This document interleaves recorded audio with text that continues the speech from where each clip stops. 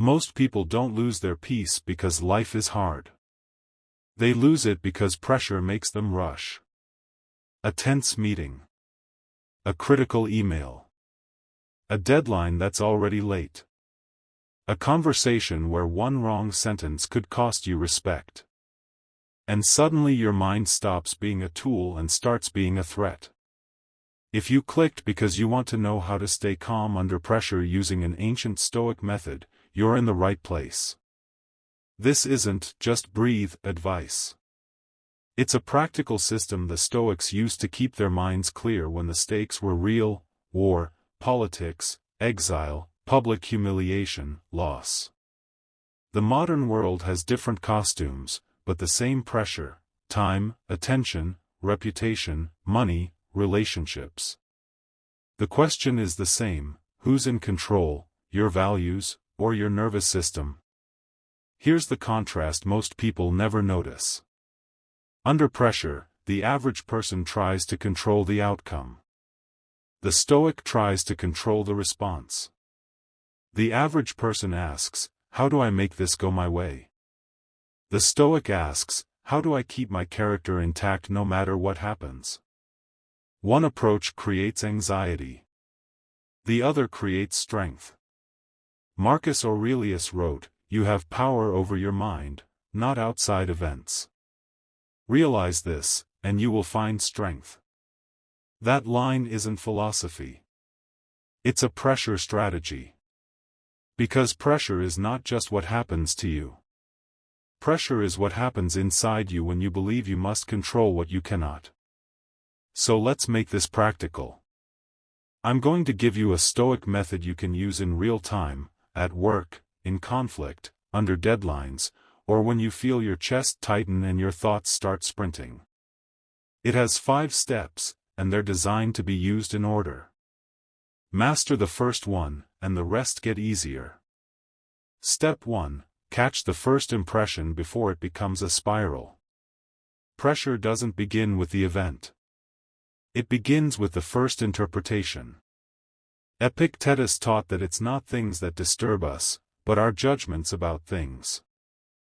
In Stoic language, an impression is that first mental punch: this is bad.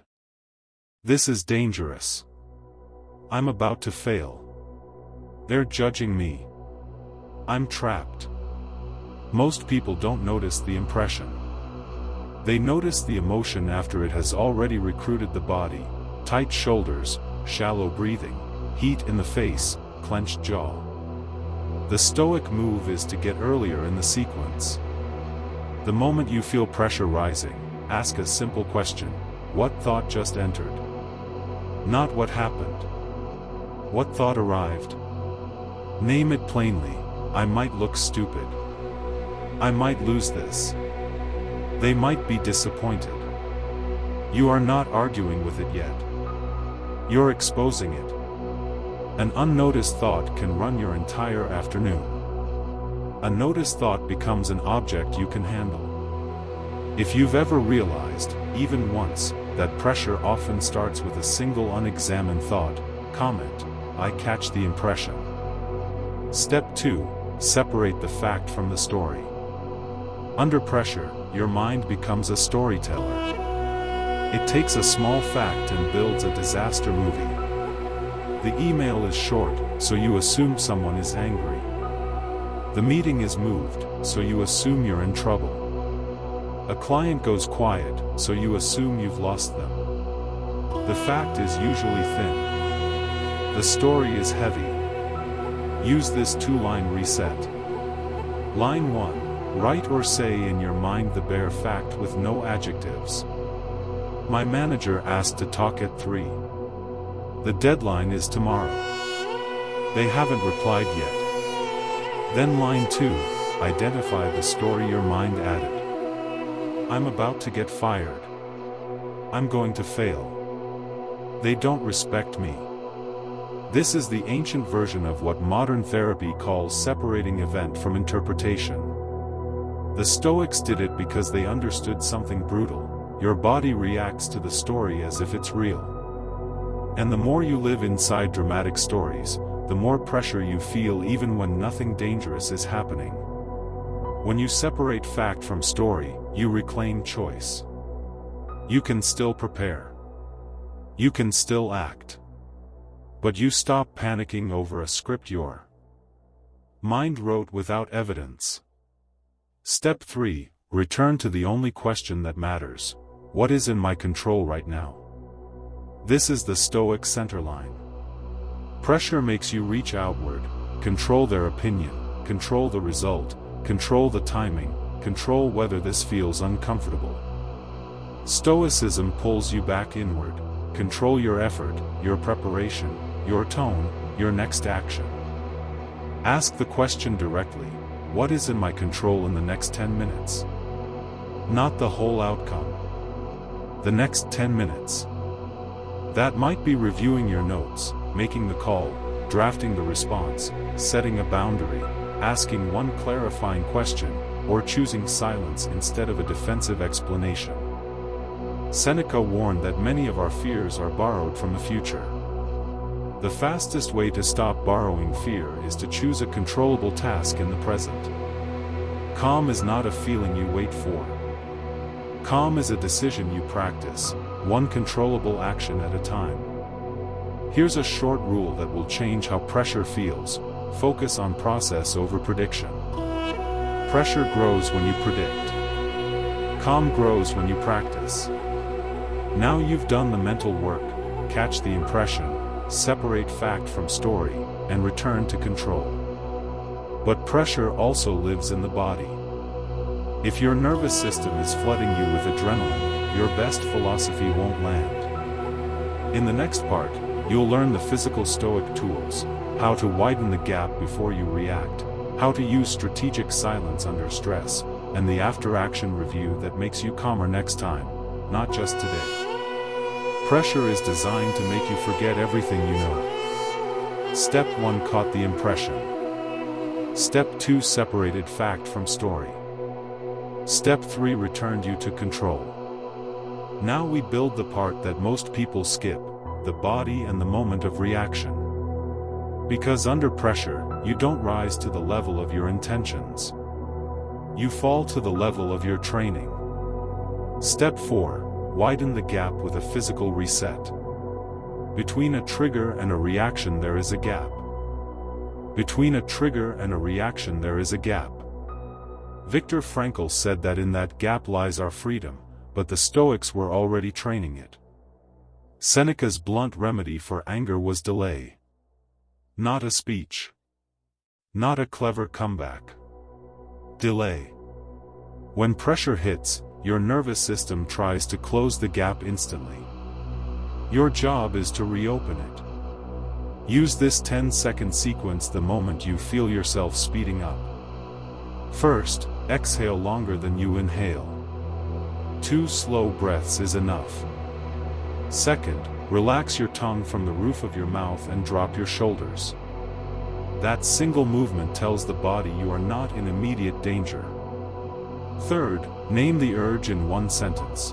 This is the urge to defend, or this is the urge to panic, or this is the urge to prove myself. Naming it turns it from a command into an object. Then do the simplest Stoic move, choose silence for 3 seconds. 3 seconds of silence has ended more arguments than any perfect line ever has. If you're writing, don't send. Save as a draft. Walk for 2 minutes. Read it again. The version of you who rereads is almost always wiser than the version of you who wrote it hot. This is how calm becomes practical. It's not mystical. It's chemical.